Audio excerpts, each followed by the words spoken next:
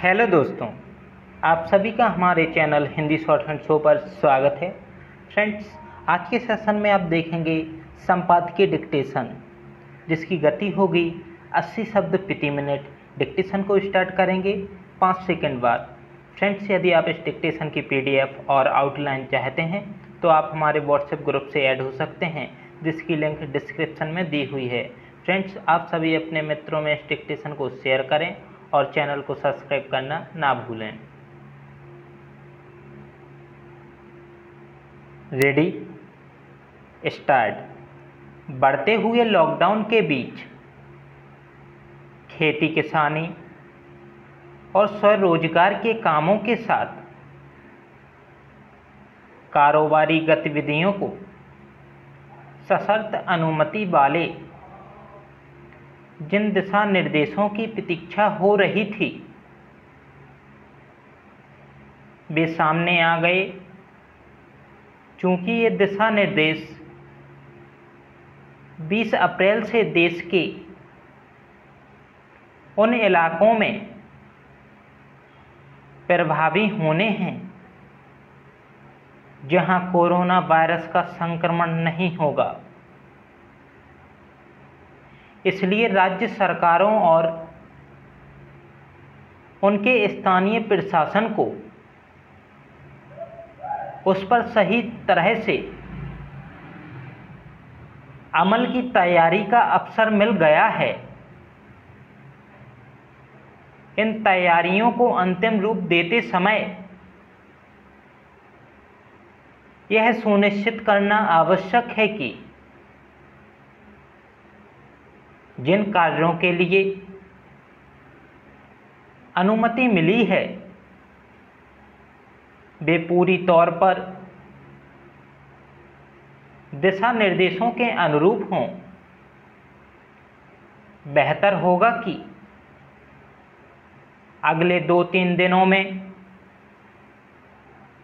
संबंधित संस्थानों और व्यक्तियों को इससे अच्छी तरह अवगत कराया जाए कि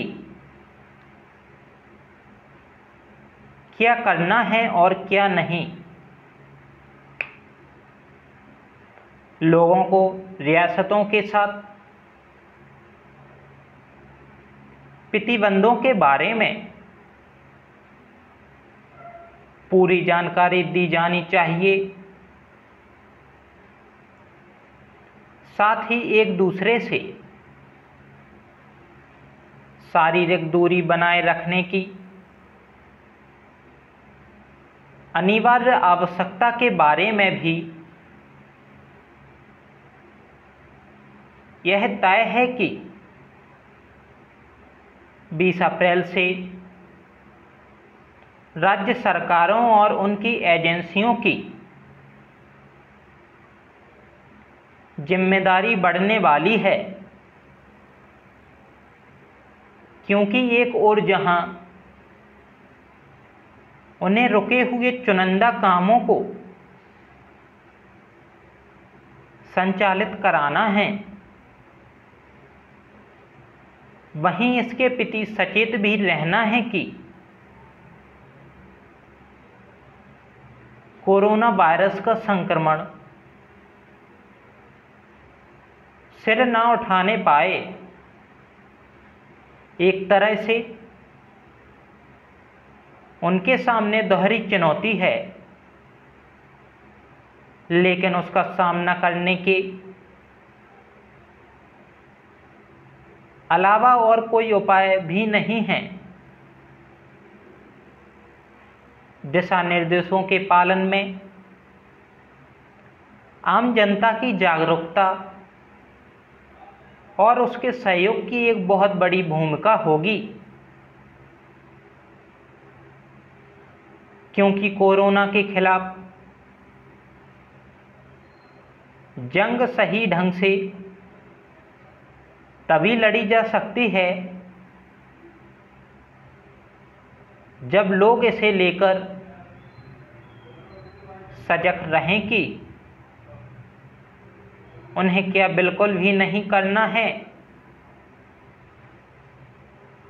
चूँकि सीमित कारोबारी गतिविधियां एक ही सीमा तक ही अर्थव्यवस्था के थमे चक्के को गति दे पाएंगी। इसलिए केंद्र सरकार को जरूरत के मुताबिक अपने दिशा निर्देशों में हेरफेर करने के लिए तैयार रहना चाहिए। निसंदेह जीवन बचाना पहली प्राथमिकता है, लेकिन यह भी ध्यान रखें कि इस प्राथमिक दायित्व का सही तरह से निर्वहन तभी हो पाएगा जब आजीविका के साधनों को गति मिलेगी। चूंकि फिलहाल यही दिख रहा है कि जब तक कोरोना वायरस से उपजी महामारी कोविड-19 का टीका या फिर उसके निदान की कोई प्रभावी औषधि तैयार नहीं हो जाती, तब तक दुनिया के साथ देश को कोरोना के साथ ही जीवन बिताना पड़ सकता है। इसलिए प्रोत्साहन के ऐसे कदम उठाने की भी जरूरत पड़ेगी जिससे आजीविका के साधनों को भी बल मिले और इस खतरनाक वायरस का संक्रमण भी न फैलने पाए। यह एक कठिन काम है, लेकिन इसे करना ही होगा। इस कठिनाई को सरकारों और उनके प्रशासन के साथ आम जनता को भी समझना होगा। स्टॉप। फ्रेंड्स, मैं आप सभी से आशा करता हूं कि आप सभी ने यह डिक्टेशन बहुत ही बेहतर तरीके से लिखा हो, और यदि आप इस डिक्टेशन की आउटलाइन चाहते हैं तो आप हमारे व्हाट्सएप ग्रुप से ऐड हो सकते हैं, और उन आउटलाइन को देखकर जो भी आपको आउटलाइन अच्छी लगे आप अपने डिक्टेशन में इस्तेमाल करें और अपने डिक्टेशन को बेहतर तरीके से लिखें। Thank you so much friends, मिलते हैं नेक्स्ट वीडियो में।